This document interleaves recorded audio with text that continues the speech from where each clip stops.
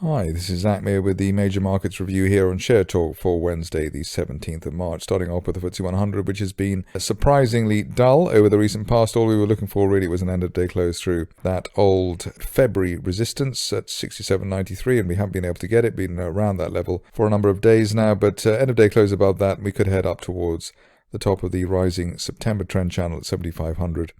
As soon as the end of May, I suppose, if we get a quick break of 6,800 over the next week or two, then one could probably tighten up the target there for the leading UK index. Moving along to a market which could never really be as dull as the FTSE 100, and that's the DAX. Here we've got rising trend channel that's been in place since the end of October. It's all about, I suppose, looking to see whether we can break recent resistance.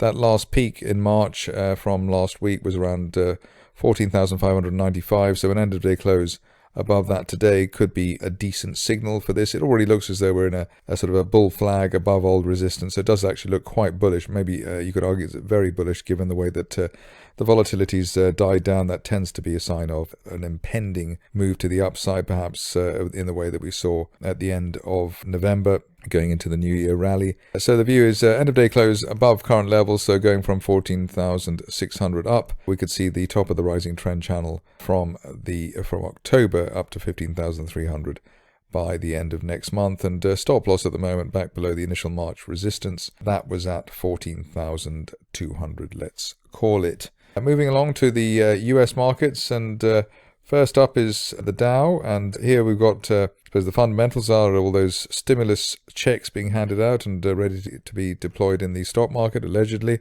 Nice little bull flag here over the last few days, waiting on the next move to the upside. Probably one would want to see an end-of-day close through 32,800 on an end-of-day close basis, which hopefully we'll get today. If we can get that, then we're looking at the top of that, or at least that resistance line projection from back in September at 33,800, let's call it, over the next week or two. Onto the S&P, which slightly more flat, I suppose, in some ways than the Dow Jones. Here you can see that we had what looked to be a rising wedge formation. Doesn't really look like it's going to play out that way. We've already had the bear trap below the late February support at 3,788. So above that, looking bullish, and also that's also above the 50-day moving average as well, which is currently running at 3870. So plenty of bullish points there on this daily chart, and the next target here really up to the resistance line there from September at 4020. If we can beat that on an end-of-day close basis over the next few sessions, then the upside here could be as great as 4400, which is a relatively long-dated trend line from this time last year. So current situation really above 3870, certainly looking up towards 4000, and at least while we hold that bear trap low 3780 or so, this market is in a buy the dips type of scenario.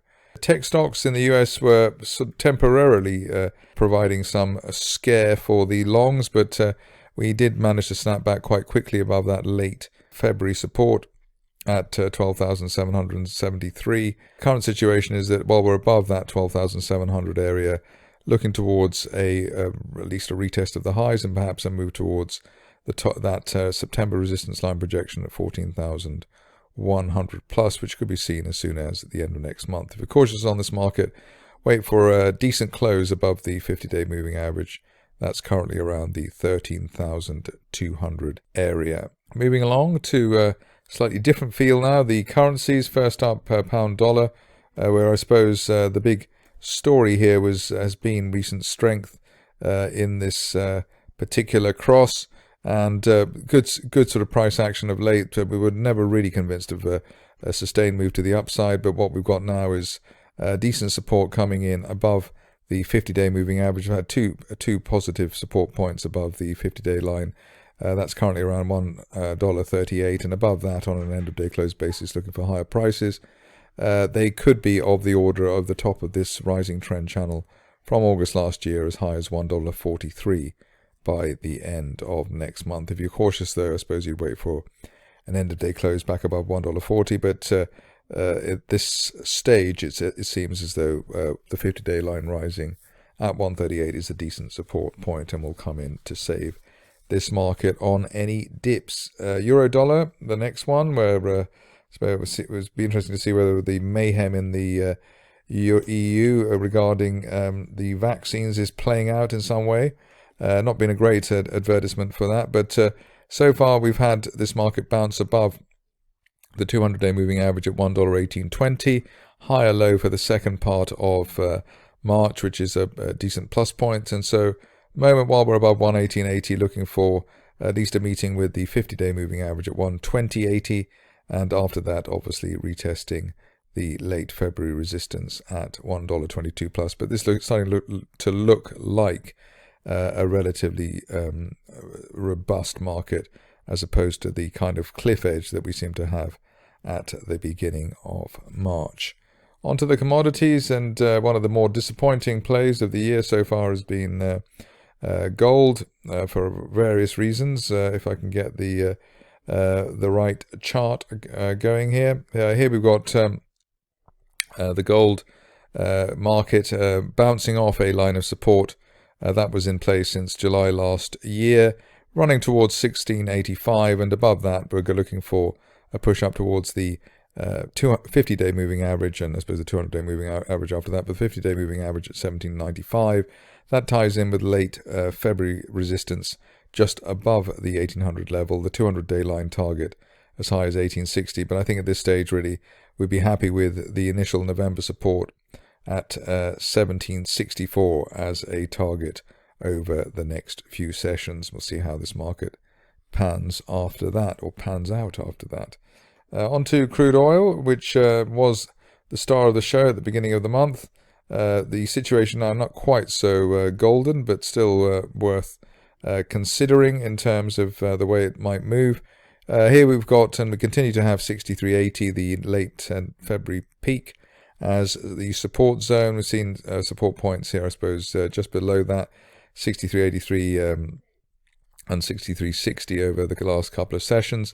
But the longer we stay above 63.80, the greater the chance of a move, at least initially, towards $69, and that resistance line projection from this time last year, the top of the nominal rising wedge. And through $69, we've got the chance of a big win target at $83 over the next 1 to 2 months. And just to, I suppose, in a way that would prove the bears totally wrong in terms of the caution they had ahead of and during the pandemic and the effect it would have on oil consumption.